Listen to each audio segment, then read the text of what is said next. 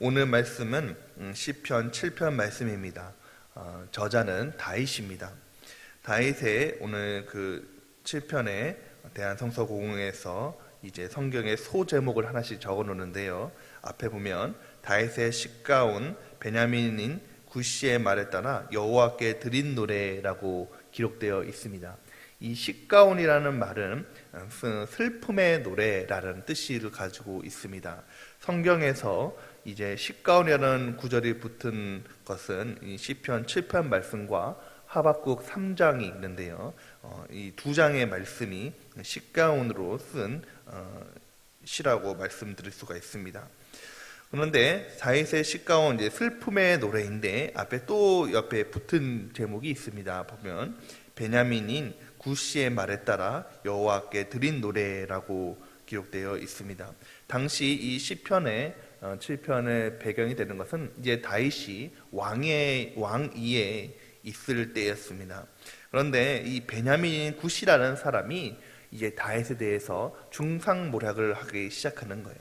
없는 말을 퍼뜨리고 다윗을 통해서 고통스럽게 했다는 것이죠. 얼핏 보면 이 4장 말씀과 이 주제가 맥락이 이어져 있습니다. 우리가 한번 살펴보았던 4장 말씀은 이제 다윗이 사울에게서 쫓길 때에 사울과 또 사울 사이에 이렇게 이간질하는 사람들의 말을 통해서 다윗이 많은 고통을 받지 않았습니까? 그러니까 말로 받았던 그 고통이 왕이 올랐을 때에도 똑같이 다윗에게 계속되고 반복되어 있는 거예요. 우리 1절과 2절 말씀을 함께 읽겠습니다. 1절과 2절 말씀입니다. 여호와 내 하나님이여, 내가 주께 피하오니 나를 쫓아오는 모든 자들에게서 나를 구원하여 내소서. 건전할 자가 없으면 그들이 사자같이 나를 찢고 뜯을까 하나이다. 이제 다윗이 사울에게 쫓겨났을 때, 도망쳐 나왔을 때에도 이 중상모략 때문에 다윗을 비방하고 없는 말로 이간질하고 또 자기를 없는 말로 그 말의 상처 때문에 다윗이 참 고통을 많이 받지 않았습니까? 그런데 이제 왕이 올랐을 때에도 똑같이 이제 말 때문에 고통을 받고 있는 거예요. 왜 그러냐면 이 구시라는 사람은 베냐민 사람입니다. 이 사울이 베냐민 지파 사람이었거든요. 당시 이 지파 간에 이스라엘 사람들은 이 지파 간에 경쟁도 있었습니다. 초반에는 이제 에브라임 지파가 이스라엘의 모든 그 주도권을 갖고 있었고요. 이제 베냐민 지파가 이제 사울이 왕이 되었기 때문에 이스라엘 전체에 그 주도권을 갖고 있었죠. 그런데 이제 사울이 패망하게 되고 이제 유다 지파인 이제 다윗이 왕이 올랐지 않습니까? 그렇기 때문에 이 베냐민 지파 사람들에게는 이 다윗이 그렇게 달갑게 보이지 않는 거예요. 뿐만 아니라 이제 지파라는 것은 이제 친족이지 않습니까? 친인척이지 않습니까? 그렇기 때문에 사울의 친척이기도 하는 이 구시라는 사람이 계속 이 다윗에 대해서 중상모략하고 다윗에 대해서 없는 말로 모함하고 사람들에게 말을 퍼뜨렸다는 것이죠. 이 말들이 이 다윗의 심령을 얼마나 고통스럽게 했든지 2절 말씀에 보면 건전할 자가 없으면 그들이 사자같이 나를 찢고 뜯을까 하나이다 라고 이야기하고 있습니다. 여러분, 이 다윗이 이 구시의 말을, 대적을 성난 사자에 비유하고 있죠. 여러분, 이 다윗이 사자가 얼마나 포악하고 또 얼마나 그 대적이 강인한지 자신은 이제 목동 생활을 해보지 않습니까? 그러므로 통해서 이 사자라는 존재가 얼마나 악하고 얼마나 포악한지 잘 알고 있다는 것이죠.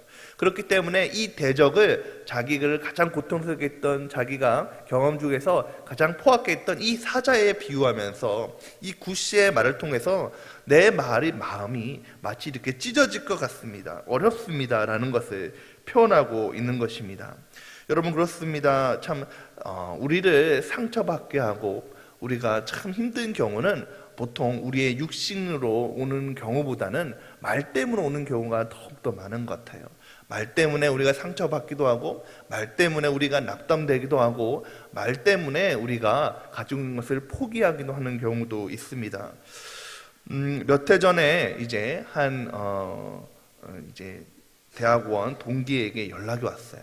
몇 해 전에 동기가 왔는데 이 동기가 한 교회 이제 부목사로 이제 가게 되었거든요. 이제 부목사를 가게 되었는데 얼마 지나지 않아서 마음이 너무 힘들다는 거예요.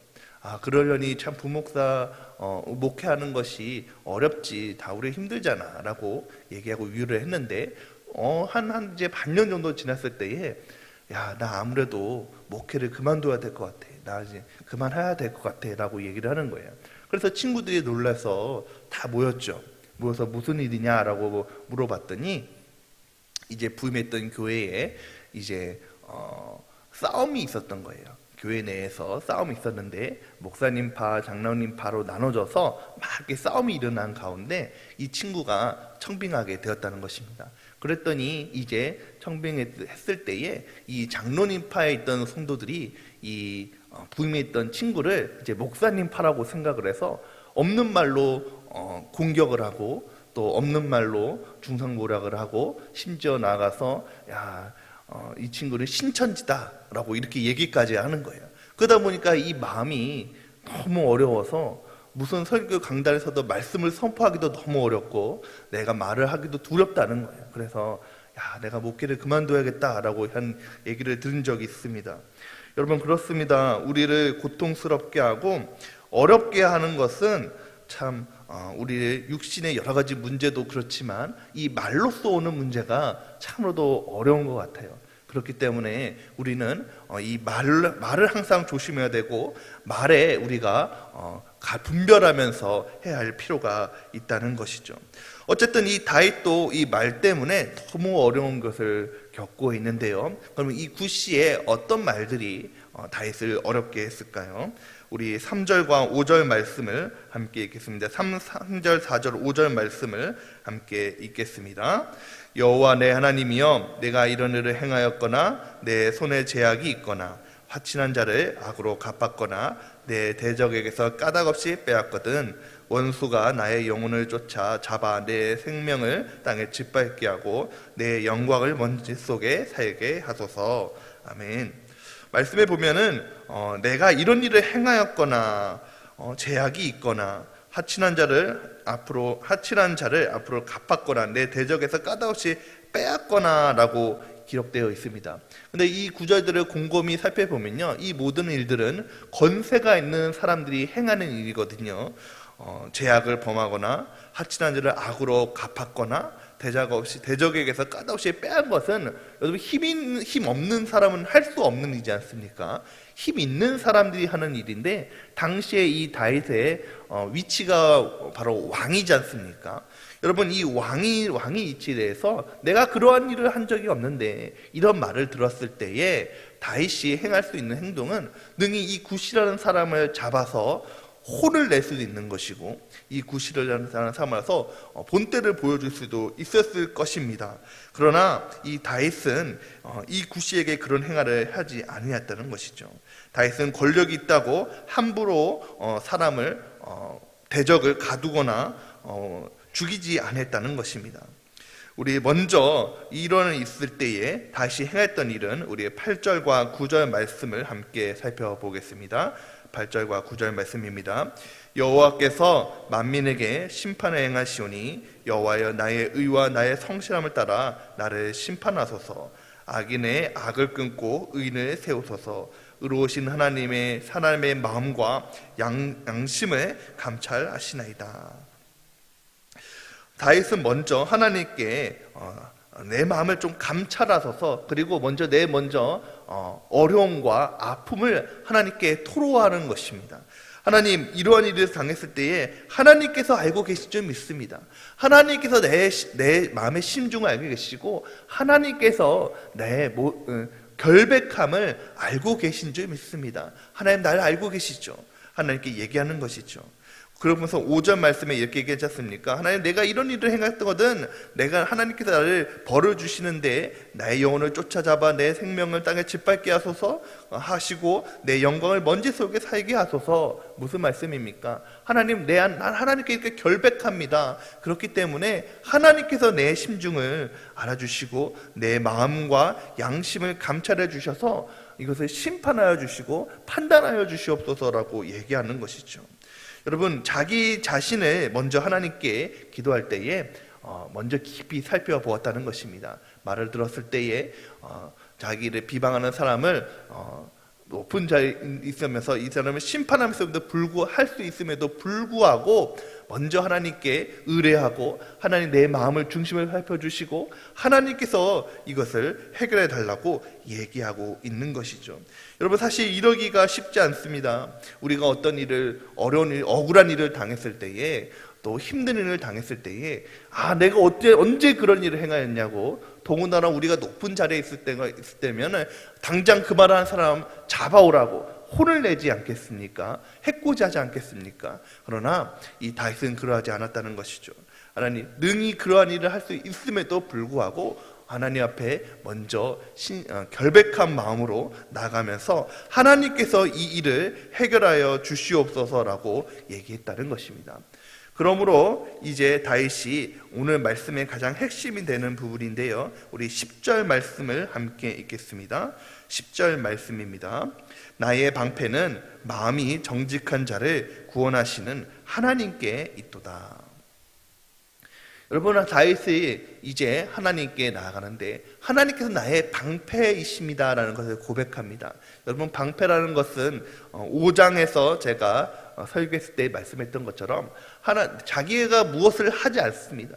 내가 어떤 일을 당했을 때의 일에 의해서 내가 주도하는 것이 아니라 하나님께서 그 일을 막아주시고 하나님께서 그 모든 악한 가운데 나를 구원하는 것을 모든 주도권을 하나님께 드린다는 것이죠. 그럴 때에 하나님께서 구원하시는 것이 구원하는 그 주도권이 하나님께 있습니다라는 것을 고백하는 것입니다. 그러므로 인해서 여러분, 이 마음이, 다윗의 마음이 편안해졌다는 거예요. 내가 이런 어려움을 당하고 내가 이런 아픔 가운데 있고 내가 이런 공고한 가운데 있고 내가 정말 어려운 그 억울한 일은 가운데 있음에도 불구하고 내가 무엇을 하는 것이 아니라 내 억울함을 하나님께서 알고 계시오니 하나님께서 나의 방패가 되어주셔서 능히 이 모든 것들을 막아주시고 결국에는 나의 구원을 하나님께서 결정하시고 하나님께서 이끌어 달라고 하는 것이죠. 사랑하는 성도 여러분, 우리 하나님께서는 능력이 많으신 분이신 줄 믿으시기 바랍니다. 나의 모든 어려움과 나의 모든 상황을 살피시고 구원하시는 하나님이시라는 것이죠. 그렇기 때문에 하나님께서 능치 못하는 일이 없기 때문에 때로는 우리의 힘이 붙이고 우리는 어려움 가운데 있을 때 할지라도 하나님께서 능히 그 어려움 가운데 우리를 건져주시기도 하시고 내 아픔을 위로하시고 또 그 모든 것들을 살펴주신다는 것입니다. 그러므로 우리 17절 말씀에 함께 보겠습니다. 결과입니다. 17절 말씀입니다. 내가 여호와께 그의 의를 따라 감사하며 지존하신 여호와의 하나님을 찬양하리로다. 여러분, 이 7장이 탄원시라고 하는 시이거든요. 탄원이라는 것은 하나님, 내 억울함을 좀 알아주십시오. 하나님, 내가 너무 고통 가운데 있습니다. 내가 아픔 가운데 있습니다. 나를 구원하여 주시옵소서라고 하나님께 외치는 시입니다.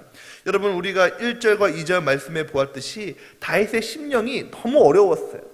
마치 내 심령이 찢어질 것 같은 사자같이 나를 찢고 뜯을까 하는 그 걱정 가운데 정말 아픔 가운데 있었거든요.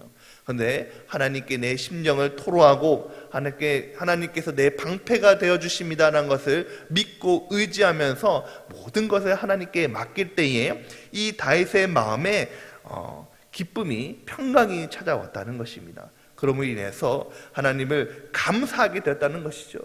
그리고 하나님을 찬양하게 되었다는 것입니다. 사랑하는 성도분, 그렇습니다. 우리가 오늘 다윗은 이제 사람의 말 때문에 아픔을 겪었고 또 힘든 가운데 있었지만, 여러분, 우리가 인생을 살아가면서 우리가 아픔을 겪는 것이 비단 말 때문이겠습니까? 어떤 것은 말 때문에 있을 수 있을 것이고, 어떨 때는 어떤 상황이, 어떤 환경이, 어떤 문제가 나를 어렵게 하고 나를 힘들게 할 수도 있을 것입니다. 때로는 내가 전혀 하지도 않았던 일 때문에 내가 억울한 일을 당하고 마음에 답답하고 낙심될 때도 있을 것입니다. 그럼에도 불구하고 여러분, 우리에게 소망이 있는 것은 하나님께서 우리의 마음을 감찰하시고 우리의 방패가 되어주심을 믿으시기 바랍니다. 그 방패 되신 하나님께 우리의 모든 것을 의탁하고 하나님께 나아갈 때에 하나님께서 우리의 구원해 주시는 주체가 되어 주셔서 모든 어려운 가운데, 모든 공고한 가운데, 모든 낙심된 가운데 우리를 구원하시고 은혜를 베풀어 주심으로 결국에는 우리 입술 가운데 감사가 넘치게 하시고 찬양에 넘치게 하는 그 은혜가 임하게 될 줄 믿습니다. 사랑하는 성도는 바라기는 오늘 기도할 때에 또 우리 오늘 하루를 살아갈 때에 이러한 구원의 은혜가 임하기를, 저 여러분에게 임하시기를 예수님의 이름으로 축원드립니다. 함께 기도하겠습니다.